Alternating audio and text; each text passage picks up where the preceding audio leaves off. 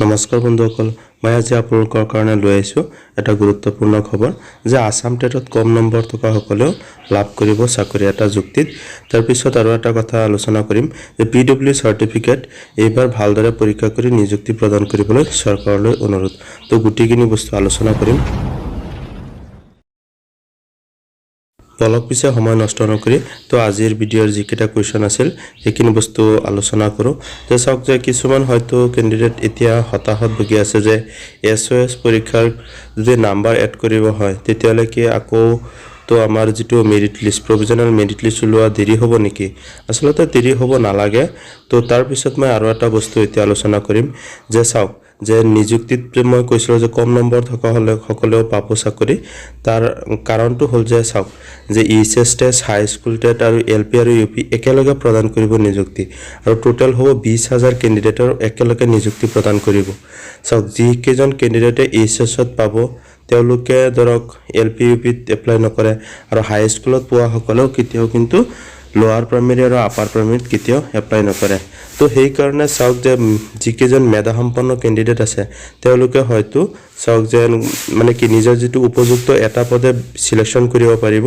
সেইকাৰণে মই কৈছোঁ যে আচলতে অকণমান কম যাব পাৰে কাট অফ। এইবাৰ বহুতো ছাৰ্ভেত এইখিনি বস্তু প্ৰকাশ পাইছে। ঠিক আছে, এতিয়া মই আপোনালোকৰ লগত আলোচনা কৰিম যে এটা খবৰ বহুত দিন ধৰি পাই আছোঁ যে PWD যিটো চাৰ্টিফিকেট আছে বহুতো কেণ্ডিডেটে অবৈধভাৱে বনাইছে। মানে ধৰক যেন তেওঁলোকে কাৰোবাক হয়তো ঘুষ দি পিনে উৎকোচ দি পিনে তেনেকৈ তেওঁলোকে কেণ্ডিডেট মানে চাওক যে আমি এটা বস্তু বিচাৰোঁ যোগ্য কেণ্ডিডেট এজনে তেনেকুৱা চাৰ্টিফিকেট যদি বনাইছে তেতিয়াহ'লে বহুত ভাল, তেওঁলোকে সেই চাকৰিটো পাব লাগে। কিন্তু কিছুমান মই চাইছোঁ যে এনেকুৱা বহুত কেণ্ডিডেটে চাইছোঁ যে অযোগ্য হয়। মানে চাওক যেতিয়া PWD কেটেগৰীত আচলতে চাকৰি কম আছে তথাপিও তাতো দেখা গৈছে এইবাৰ অবৈধভাৱে বহুতে তেনেকুৱা চাৰ্টিফিকেট বনাইছে। গতিকে মই চৰকাৰক অনুৰোধ জনাওঁ যে PWD যিটো চাৰ্টিফিকেট আছে এইটো অকণমান চালি জাৰি চাই যে যোগ্য যিজন ব্যক্তি, এতিয়া চাওক যে সঁচাই ক'ব গ'লে কথাটো বহুত লজ্জাজনক কথা, কাৰণ যোগ্য ব্যক্তিয়ে লাভ কৰিলে আমাৰ ক'ব লগা একো নাই। কিন্তু বহুতো যেতিয়া মই চোৱাৰ কাৰণে কৈছোঁ যদি ভেৰিফিকেশ্যনৰ সময়ত যদি অকণমান ভালদৰে চালি জাৰি চাই আৰু ধৰক যি চাৰ্টিফিকেট বনাইছে আকৌ মেডিকেল টেষ্ট তেনেকুৱা যদি কৰি পিনে চাকৰিটো প্ৰদান কৰে নিশ্চয় তেতিয়াহ'লে যোগ্য ব্যক্তি এজনে চাকৰি লাভ কৰিব।